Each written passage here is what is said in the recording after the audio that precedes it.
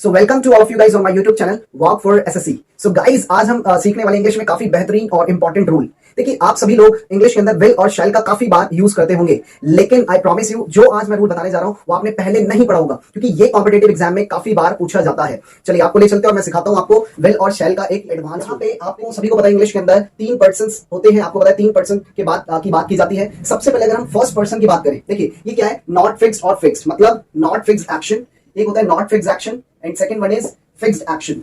अब ये non fixed और फिक्स्ड क्या है, इसको समझने के लिए आपको सबसे पहले क्या समझना पड़ेगा, आपको समझना पड़ेगा पर्सन्स। देखिए मैं सब चीज आपको अच्छे से क्लियरली बताऊंगा।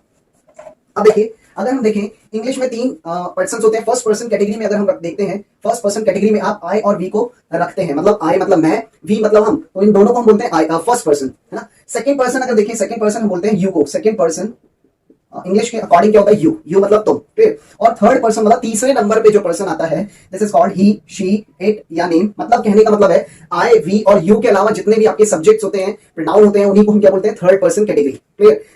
आई थिंक आपको इतना सब चीजें पता होगी। अब इधर देखिए आपने ये चीज भी पढ़ी होगी कभी ना कभी कि फर्स्ट पर्सन में जब आई और वी आता है, तो इसके अंदर आज जो वैसे हम बात कर रहे हैं वो बात कर रहे हैं विल और शैल की। किसकी? विल और शैल। तो आप सभी को ये सब चीजें पता होगी अच्छे से कि भाई आई और वी के साथ आप क्या यूज करते हैं, शैल का यूज करते हैं। ठीक है, बहुत बढ़िया, आपने पढ़ा होगा कहीं ना कहीं, शैल का यूज आप करते हैं। क्लियर?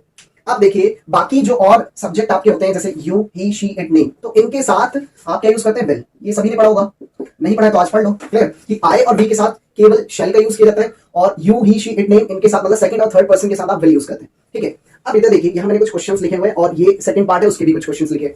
अब ये क्यों लिखे मैं आपको अच्छे से बताता हूं, एडवांस रूल इसके अंदर क्या होता है। देखिए अगर कोई काम नॉट फिक्स्ड है, कोई भी एक्शन अगर फिक्स नहीं है, तब आप इस रूल को फॉलो करते हैं। रूल नंबर 1, इसको हम रूल नंबर 1 बोल देते हैं, पार्ट 1, और ये पार्ट 2 हम बोल देते हैं, इसे पार्ट 1 और पार्ट 2।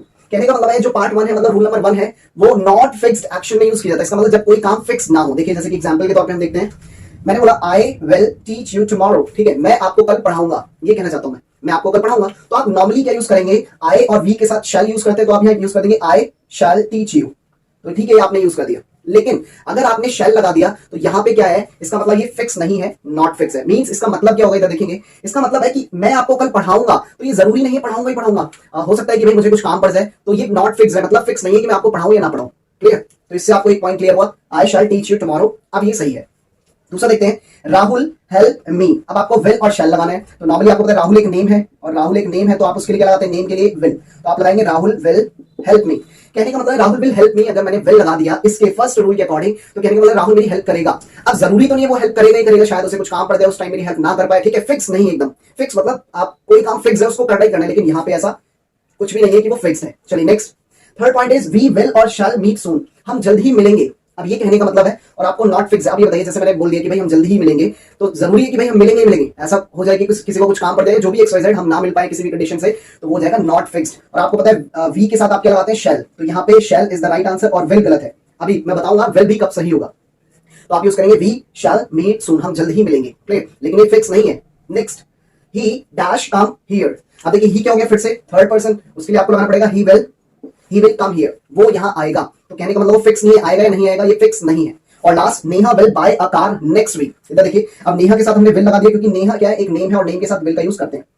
तो कहने का मतलब नेहा एक कार खरीदेगी नेक्स्ट वीक। अब ये बताइए क्या उसने खरीद ली? अभी नहीं ना, तो नॉट फिक्स में ही तो आएगा। शायद कुछ प्रॉब्लम हो जाए, शायद पैसों की कमी पड़ जाए, तो इसका मतलब है ये शायद है, पॉसिबिलिटी, मतलब फुल नहीं है, नॉट फिक्स्ड एक्शन कहलाया जाएगा। तो ये उसके हिसाब से सारे सेंटेंस आपने देखे कहां विल आता है, कहां शैल आता है। अब दूसरे पॉइंट के बारे में बात करते हैं, बहुत इंपॉर्टेंट ये है एडवांस रूल, जो कॉम्पिटिटिव एग्जाम में काफी बार पूछा गया है। देखिए मैं आपको बताता हूं, जैसे कि अब मैं इसको थोड़ा सा रब कर देता हूं, ठीक है, और हम चल रहे हैं पार्ट 2 पे।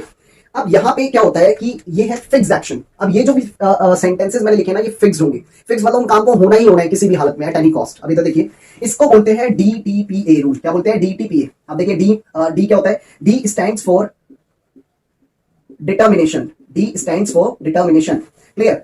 T स्टैंड्स फॉर थ्रेट, और P means promise, A means action या इंस्ट्रक्शन। अब ये है क्या, इधर देखेंगे अच्छे से, मैं पहले समझा देता हूं आपको।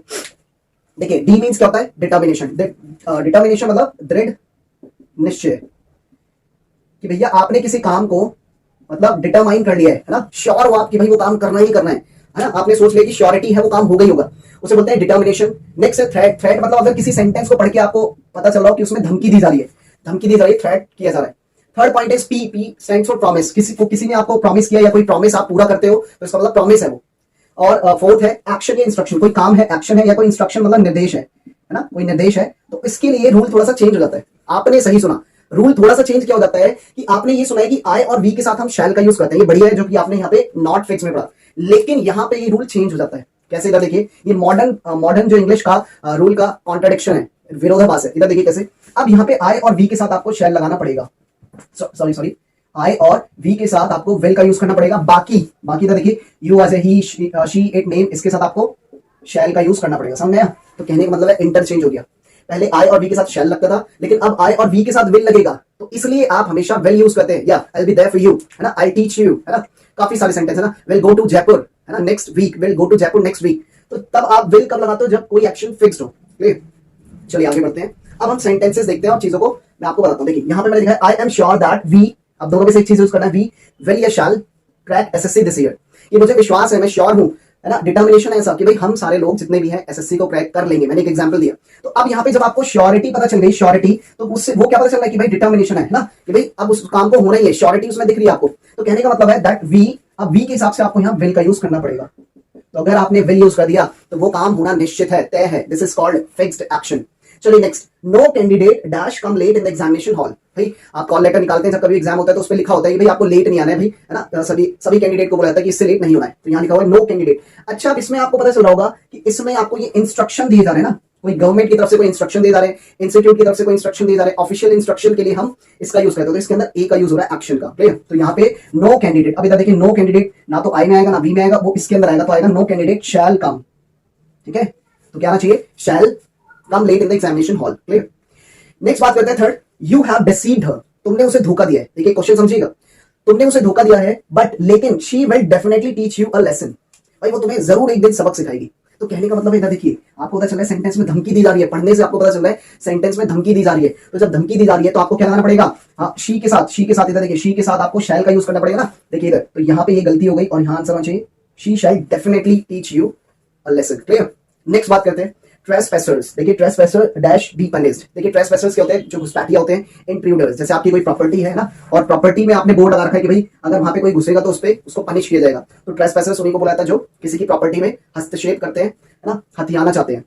देखिए ट्रेसपैसर्स विल बी पनिश्ड। क्लियर? अब यहाँ पनिश आ गया, आप ये देखिए पनिश्ड, भैया उसे पनिश किया ही जाएगा, तो ये क्या एक टाइप से धमकी तो हुई, वही धमकी हुई या नहीं हुई, तो धमकी हो गई, तो कहने का मतलब आपको ये वाला फॉर्मेट यूज करना है सेकंड। तो अब देखिए ट्रेसपैसर्स ना तो आई है ना वी है, ये कोई नेम में हम काउंट कर सकते हैं, तो जब ट्रेसपैसर्स आ जाएगा ये थर्ड पर्सन कैटेगरी में आता है, और इसके साथ आपको शैल का यूज करना पड़ेगा। क्या हो जाएगा, trespassers shall be punished. I hope कि आपको अच्छे से समझ में आ गया होगा। अब देखिए कुछ लोग बोलते हैं कि सर कभी कभी हम विल का यूज करते हैं, कभी शैल का यूज करते हैं, लेकिन आई एम श्योर कि अब आप इससे थोड़े से, है ना, फ्री हो गए होंगे कि कैसे भी आप यूज कर सकते हो, लेकिन आपको थोड़ा सा ध्यान रखना है।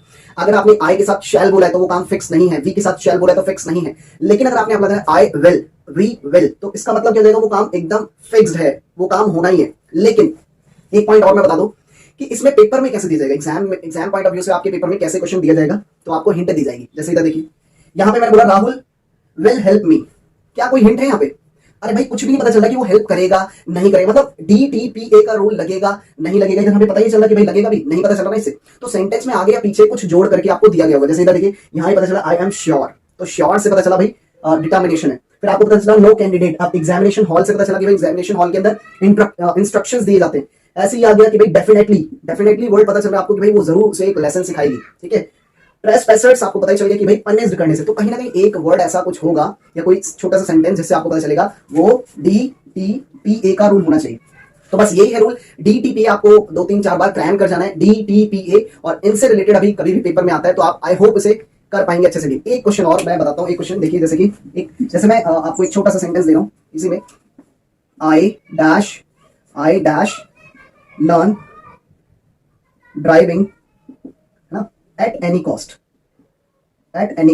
ये लगा दिया आपने, I learn driving, sorry I dash learn driving at any cost. तो आपको यहां से पता चला एट एनी कॉस्ट आ गया, तो किसी भी हाल में, एट एनी कॉस्ट मतलब किसी भी हाल में, तो वो डिटर्मिनेशन ही तो होगा, श्योरिटी है ना कि भाई आप सीख ही जाओगे, तो आपको ये लगना है I will learn driving at any cost. समझ गए ना? और अगर ये नहीं दिया होता, इधर देखिए, अगर ये चीज नहीं दिया होता तो आपको लगना था आई शैल लर्न ड्राइविंग। ठीक है। आई होप कि आपको वीडियो पसंद आया होगा। अगर पसंद आया तो please do subscribe, like, share and comment on this video, क्योंकि हमें आपके सपोर्ट की काफी ज्यादा जरूरत है। और आप ही लोग कमेंट करके बताइए कि हमें आपके लिए किस पर वीडियो बनानी चाहिए, ठीक है। और मिलते हैं हम जल्दी आपसे नेक्स्ट वीडियो में। आज के लिए इतना ही, bye bye to all of you, good night.